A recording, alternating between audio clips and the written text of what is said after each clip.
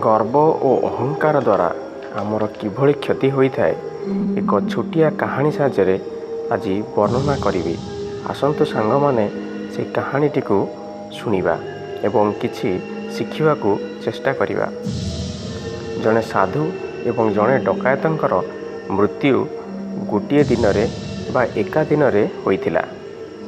ଉଭୟଙ୍କର ଶେଷ ରୀତି ସେହିଦିନ ହୋଇଥିଲା। ଏହାପରେ ସେମାନଙ୍କର ଉଭୟ ଆତ୍ମା ଯମଲୋକକୁ ଗଲେ। ଯମରାଜ ଉଭୟଙ୍କର କାର୍ଯ୍ୟର ହିସାବ ଦେଖି ଉଭୟଙ୍କୁ କହିଲେ, ଯଦି ତୁମେ ତୁମର କାର୍ଯ୍ୟ ବିଷୟରେ କିଛି କହିବାକୁ ଚାହୁଁଛ ତେବେ କୁହ। ଡକାୟତ ନମ୍ର ଭାବରେ କହିଲେ, ପ୍ରଭୁ, ମୁଁ ଜଣେ ଡକାୟତ ଏବଂ ମୁଁ ସାରା ଜୀବନ ପାପ କରିଥିଲି। ମୁଁ ମୋର କାର୍ଯ୍ୟର ଫଳ ଗ୍ରହଣ କରିବି, ଯାହା ତୁମେ ମୋତେ ଦେବ।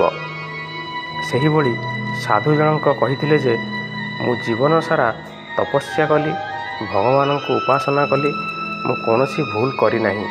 ମୁଁ ସବୁବେଳେ ଧାର୍ମିକ କାର୍ଯ୍ୟ କରିଥିଲି, ସେଥିପାଇଁ ମୁଁ ସ୍ୱର୍ଗ ପାଇବା ଉଚିତ। ଯମରାଜ ଉଭୟଙ୍କର କଥା ଶୁଣିଲେ ଏବଂ ଡକାୟତଙ୍କୁ କହିଲେ ଯେ, ତୁମେ ବର୍ତ୍ତମାନ ଏହି ସାଧୁଙ୍କର ସେବା କର, ଏହା ତୁମ ପାଇଁ ଦଣ୍ଡ। ଡକାୟତ ଏହି କାମ କରିବାକୁ ତତ୍କ୍ଷଣାତ୍ ରାଜି ହୋଇଥିଲେ, କିନ୍ତୁ ଏହା ଶୁଣି ସାଧୁ ରାଗି ଯାଇଥିଲେ। ଯମରାଜଙ୍କୁ କହିଲେ, ସେ ଜଣେ ପାପୀ, ତାଙ୍କ ଆତ୍ମା ଅଶୁଦ୍ଧ ଅଟେ।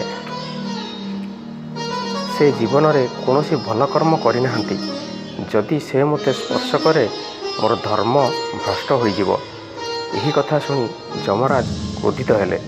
ସେ କହିଲେ କି, ଯିଏ ଜୀବନ ସାରା ଲୋକଙ୍କୁ ହତ୍ୟା କରିଥିଲା, ସର୍ବଦା ଲୋକଙ୍କୁ ଲୁଣ୍ଠନ କରୁଥିଲା, ତାଙ୍କର ଆତ୍ମା ମୃତ୍ୟୁ ପରେ ନମ୍ର ହୋଇଗଲା ଏବଂ ତୁମର ସେବା କରିବାକୁ ମଧ୍ୟ ପ୍ରସ୍ତୁତ ହୋଇଗଲା।